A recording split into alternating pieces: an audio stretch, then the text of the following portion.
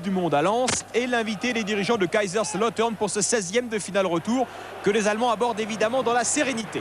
20 premières minutes, guerre enthousiasmante, tout juste à retenir ce renversement de jeu de Bouc pour Djorkaeff en position de hors-jeu. Djorkaeff qui dispute ce soir son 59e match de Coupe d'Europe.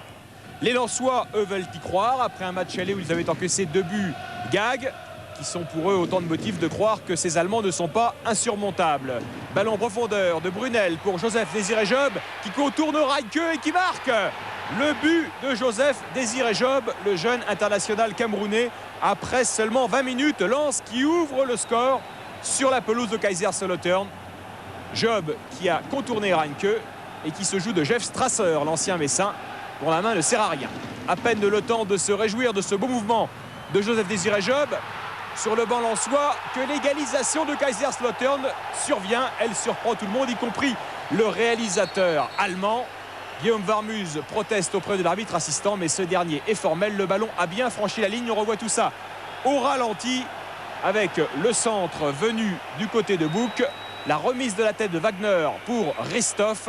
La frappe de Ristoff que Valérien Ismaël manque de peu de renvoyer sur la ligne. Valérien Ismaël qui touchera même le ballon avec la main.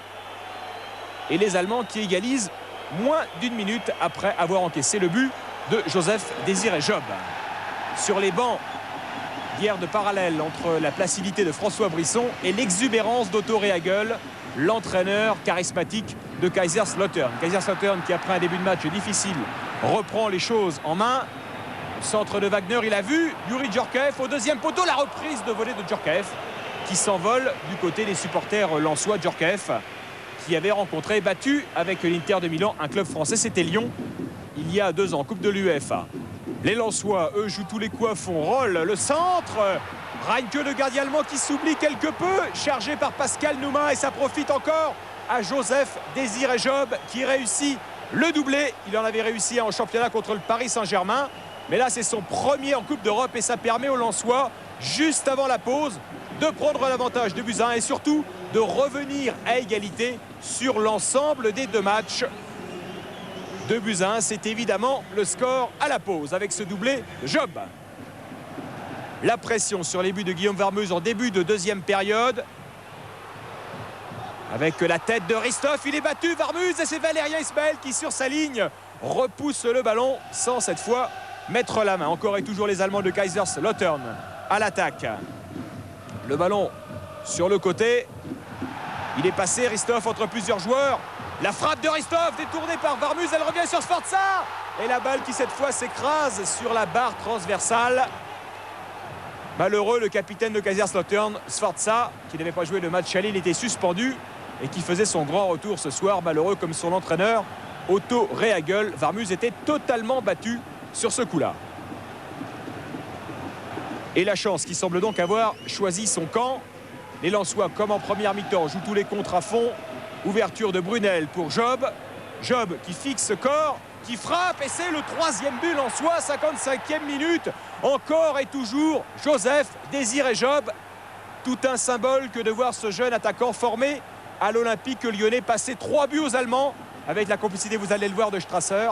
Passer 3 buts aux Allemands 48 heures seulement après la déroute de son club formateur Lyon sur la pelouse du Werder de Brême. Kaiserslautern qui doit désormais marquer 2 buts pour espérer se qualifier. La frappe de Ratinho prolongée dans les buts par Youri Djorkaeff. Mais Monsieur Poul, l'arbitre roi de ce match, a pris la décision qui s'imposait. Djorkaeff était en position de hors-jeu et le but est justement refusé.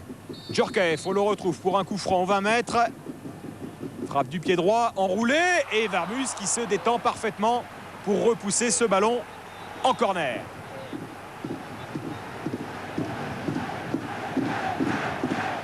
Otto Rehhagel veut y croire, il encourage ses joueurs. L'accélération de Ratinho sur le côté droit, le centre de Ratinho et la volée de Richeux.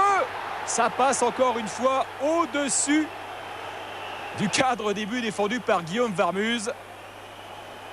Énorme occasion encore pour les Allemands avec Richeux et toujours cet avantage au score de 3-1 pour des Lensois qui repartent à l'attaque. Varmuz avec le Ghanéen Alex Nyarko qui emmène ce ballon en appui avec Job. Nyarko qui poursuit son effort. Il écarte le dernier défenseur de Kaiserslautern et se présente seul face à Reinke. Il croise parfaitement sa frappe, le 4e but lensois. à la dernière minute du temps réglementaire. Une course énorme du Ghanéen Alex Nyarko, ancien joueur de la Bundesliga. Une course de plus de 60 mètres pour aller exécuter Reinke et signer le 4e but du Racing Club de Lens sur la pelouse de Kaiserslautern.